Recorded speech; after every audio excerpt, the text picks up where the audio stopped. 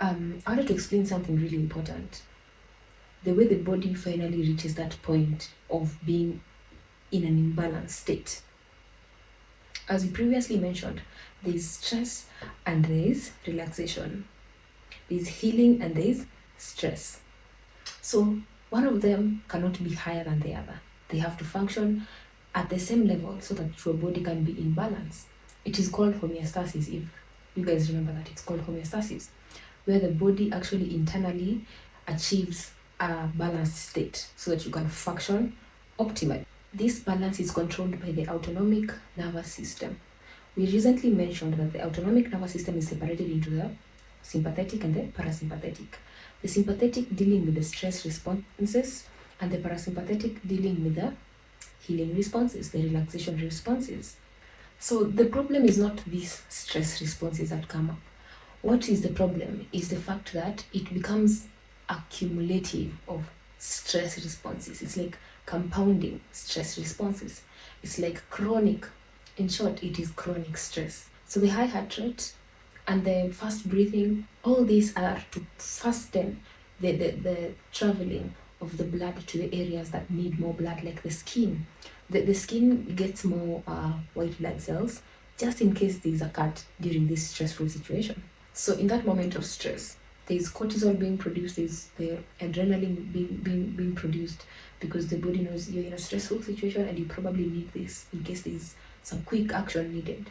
And then the cortisol now brings up these responses, like quick white blood cells being sent to your skin in case of a cut, muscle tension in case of quick action that is needed, reduced blood flow to the gut. That is why you feel gut distress during that moment of stress. That is why some people experience diarrhea during stress responses. Some people even puke when they have anxiety. All this relates to the point that the body is just trying to handle the stress.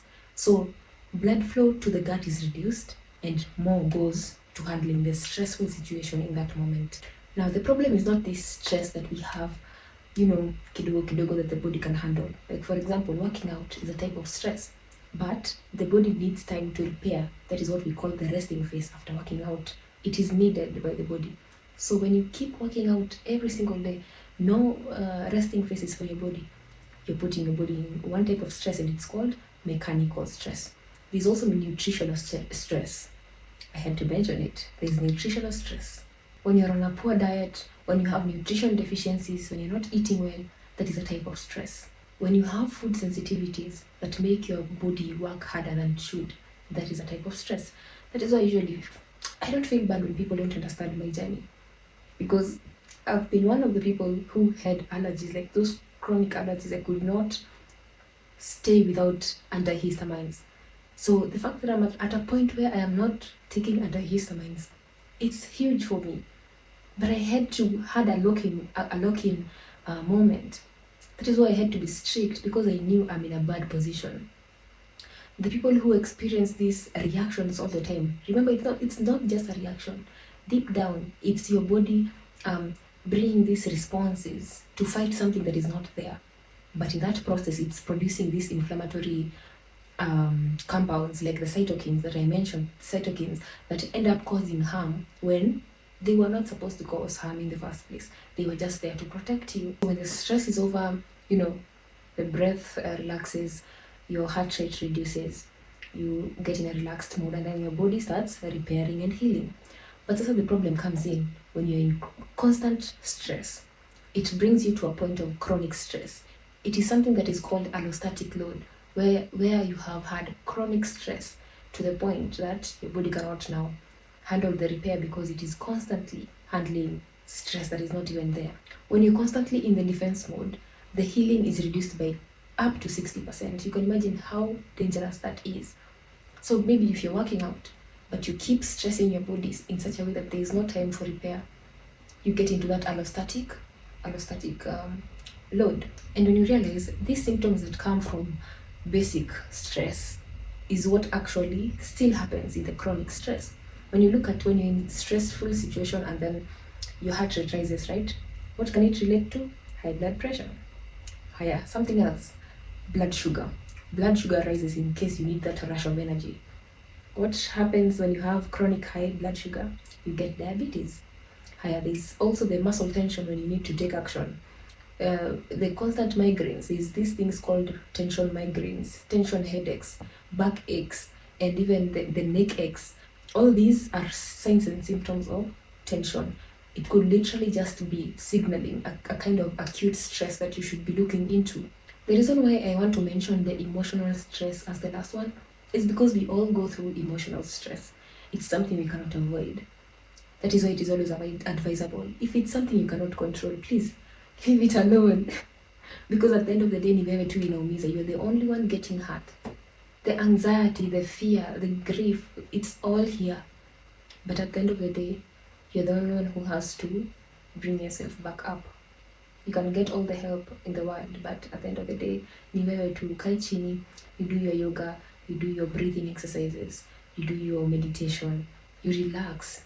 You actually train your nervous system to know that there's nothing wrong, just relax.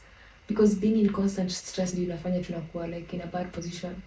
For example, I've seen this post of someone, I don't even know who that is, but that he's bringing up the topic why Nairobi men have erectile dysfunction. First of all, I don't know how he knows that. How does he know that Nairobi men have erectile dysfunction? Anyways, the point is this. When you look at it from the angle of stress and healing and repair and relaxation, this sympathetic handles stress responses. The parasympathetic handles digestion, reproduction. So when the stress is high, the reproductive system is definitely going to be down. When you have chronic stress, you have chronic downgrade of your reproductive system and digestive system.